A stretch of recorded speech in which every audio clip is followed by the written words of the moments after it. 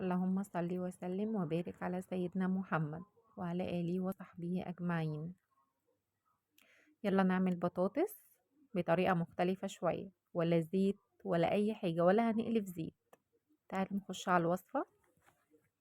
هنجيب 3 بطاطس حجم وسط، هنقطعها صوابع.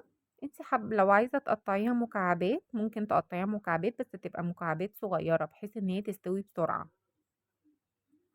هتقطعيها بالمنظر ده. يلا اكتبولي في الكومنتات بتتابعوني منين.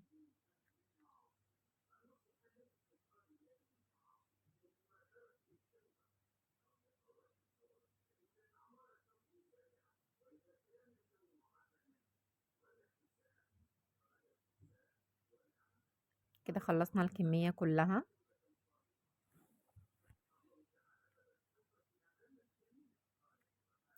هحط عليها معلقة توم، معلقة توم ومعلقة هريسة شطة. احنا بنحبها سبايسي شوية، انتي عايزة تستغني عنها استغني عنها عادي، بس هي بتديها طعم حلو جدا. معلقة الهريسة بتديها طعم جميل، ومكعب مرقة دجاج،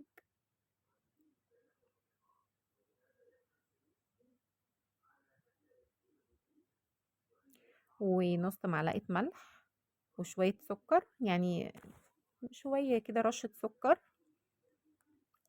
بحط عليها بابريكا، وبحط عشان بتديها لون جميل قوي، بحط عليها شوية كمون. هقلبهم كلهم مع بعض، وهتجيبي ربع كوباية مية وهتنزلي بيها على الخليط. هتقلبيه كويس جدا. هترفعيه على النار. اول ما تغلي هتقومي موطية عليها خالص، تسيبيها تستوي براحتها. والف هنا وشفا. طعمها خطير، مش هتقدري تستغني عنها تاني، ومش هتقلي بطاطس تاني في الزيت.